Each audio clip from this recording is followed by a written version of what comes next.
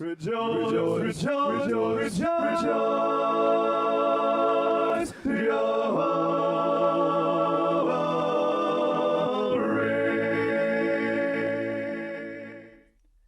Well, thank you very much for being with us today on this episode of our Daily Dose.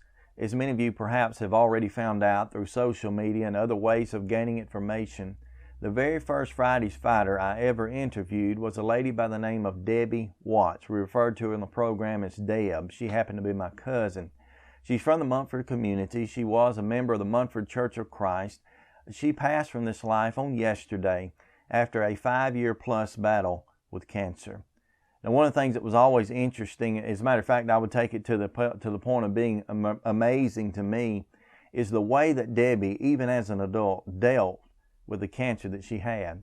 She knew even from the beginning, or felt like from the beginning, that this thing could end in death. And as she progressed through the process, she found out that was certainly the case. And she went about throughout all of her life, the latter years of it at least, while dealing with this, to try to make amends to everything that she had done, every person that she had wronged. And I think in a very real way, she did that, even face to face and toward individuals. But the thing that amazed me most about Debbie was not only her willingness to do things such as that, but it really surrounded around the theme of our program, and that was the great faith that some have in spite of their terrible situations and the lives that they're made to live. And Debbie faced things with much faith. Now, I'm not going to try to explain that to you really. I just want you to take the rest of this program, watch a little clip that comes from that Friday's Fighter. I encourage you, if you'd like, look in the notes below the video. You can find the entirety of the program, but at least watch the clip I'm about to share with you. And I want you to hear Debbie talk about her faith in light of the situation she was in and how she found that faith only in God. I pray that as you do that, you'll certainly be encouraged. I was afraid. I was so afraid because I didn't know what was going to happen. When somebody tells you it's not curable, there's nothing we can do, we're going to try this, but we're not sure, where else do you turn but to God and to your faith? I will trust in thee, and I trusted in Jesus. And I asked him just to be with me and to get me as far as he had planned for me. I know he has a plan for each one of us.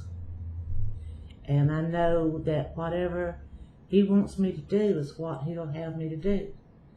And I feel like that without faith, without my trust in him,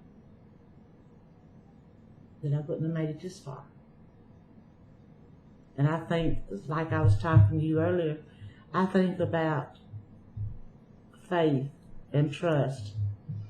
In Luke 8, as I was telling you, the disciples were with Jesus. They was out on a ship, boat, whatever what they called them back in those days.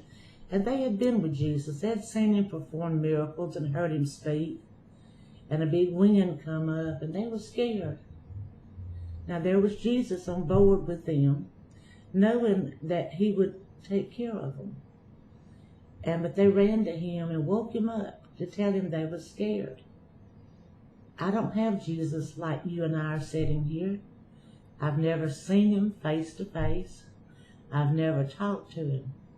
But I know if I call his name, he's going to listen. That's right. He's going to have, I've got faith and trust in him to know that he's listening. So whatever happens, I know it's his plan, and I trust him.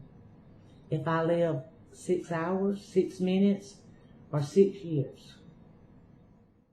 There's a stirring deep within me. Could it be my time has come? When I see my gracious Savior face to face.